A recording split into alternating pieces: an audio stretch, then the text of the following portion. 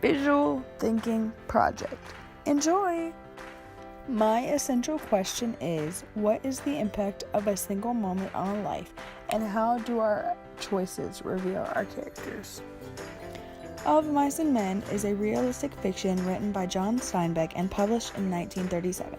It is a story about two displaced migrant workers who move from place to place in search of new job opportunities during the Great Depression. Well, he's seen this girl in a red dress. Dumb bastard like he is, he wants to touch everything he likes. Just want to feel it. So he reaches out to feel this red dress, and the girl lets out a squawk. And that gets Lenny all mixed up. He can think to do is just hold on. He was scared he couldn't let go of that dress. Steinbeck 41. At this moment, Lenny and George are on the run. This single moment made an impact on both Lenny and George's life because it forced them to migrate to a new farm, causing both of them to adjust to their new life. Steinbeck chose to put this in the story to show that Lenny is not aware of his actions due to his intellectual disabilities. He cannot control some of his actions and does not realize it. Curly's fist was swinging when Lenny reached for it. The next minute, Curly was flopping like a fish on a line, and his closed fist was lost in Lenny's big hand. Steinbeck 63. A short time after was Curly's breaking point with Lenny. Curly previously didn't like the fact that Lenny was new to the farm, and when Lenny got all riled up by Curly, his mental state caused him to react in a way that affected the outcome of his life.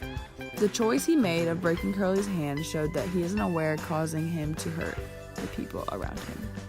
He looked down at her, and carefully he moved his hand from over her mouth, and she lay still. Steinbeck 91. Killing Curly's wife impacted Lenny because it made Curly want to hurt Lenny, and instead George took action by killing him himself so he wouldn't have to suffer the pain that Curly would have put him through. The choices that Lenny made throughout the book, even if they weren't on purpose due to his disabilities, they reflected on the outcome of the way he would once pass away. Macbeth is a fictional play written by Shakespeare and performed in 1606 and published in 1623. It is a play that dramatizes the damaging physical and psychological effects of political ambition and those who seek power for its own sake. Why did you bring those daggers from the place? They must lie there. Go carry them and smear the sleepy grooms with blood. Shakespeare, Act 2, Scene 2, 51-53. This is the downfall of Macbeth that leads him to his death. The choice of killing King Duncan, manipulated by Lady Macbeth, shows the characteristics of gullibleness, unfaithfulness, and evilness. Oh, full of scorpions is my mind. Dear wife, thou knowest that Banquo and his fiancé lives. There's comfort yet, they are assailable. Shakespeare's Act 3, Scene 237. Taking Banquo's life was just the beginning of what was to come for Macbeth. This impacted him by making him a step further to receive the crown. The choice that Macbeth made shows how much he cared about the crown and that he would do anything in order to receive it, so far as to kill his best friend. The Shadow of War is a short fiction written by Ben Okri. It is about a young Nigerian boy who ventures out into the jungle to learn the truth about a mysterious woman, only to find the terrifying reality of war. Figures surrounded her and touched her and led her into the cave. He heard voices thanking her. When the woman reappeared, she was without the basket. Children with kwashiorkor stomachs and women wearing rags led her halfway up the hill, Okri 56. Because the woman was feeding and giving food to the victims, it resulted in her death.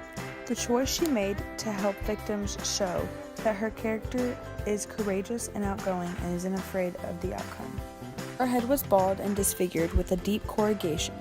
There was a livid gash along the side of her face, Okri 57. The way the author describes how the woman looked showed the readers that the woman has gone through a terrible time and that however she got the scars is the reason she's helping the victims of war.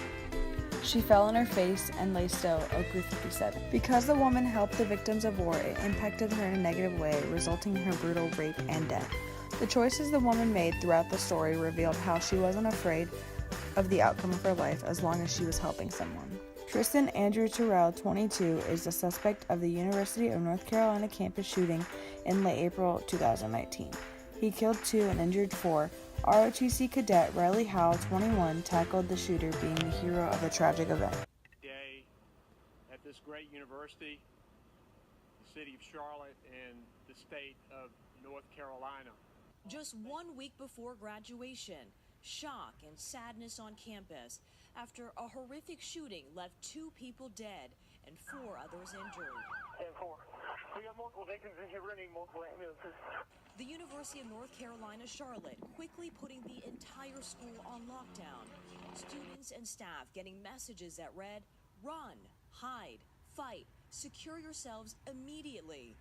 Terrified students barricading themselves in classrooms and hiding under desks. Just freaking out, and all of a sudden we just heard a loud bang near the window, and as we were evacuating, the glass of the front door was just destroyed. It was a really scary experience to hear the shots and then have to run. We need medics to really step it up. The shooter is detained right here. Police responding quickly, disarming the shooter before he could do more damage. Our officers' actions definitely saved lives. There's no doubt about that. Overnight, authorities identifying the suspect as 22-year-old Tristan Terrell. Can you tell us what happened? NBC affiliate WCNC reporting that Terrell is a former student who dropped out earlier this semester. Police say initial callers to 911 indicated the shooter was armed with a pistol. Students in Charlotte shaken. You think you're safe anywhere, but you're not. One of the victims who survived, Drew Pescaro, is a sophomore communications major from Boston. His fraternity brothers thanking others for keeping him in their thoughts and prayers. The campus community coming together. We'll get through. Tristan was autistic and suffered from a mental disorder, his family says, alerts. Even though Tristan being autistic wasn't a choice he was given, he was born with it and still impacted his life by having a lack of social skills, having repetitive behaviors, and troubles with speech and nonverbal communication. Tristan Terrell's mother, Robin Ann Terrell, died December 18, 2011, after a battle with breast cancer. Dixon. Tristan's mother, having battling cancer, could have put an effect on Tristan's mental stability. According to a news article, Tristan moved to Charlotte, North Carolina for a change to move on from his mother's death. The impact of the death on Tristan could have affected the reasons why he acted out on campus. Tristan Terrell, the suspect in the UNC Charlotte campus shootings that killed 2 students and injured 4 others Tuesday. Dixon.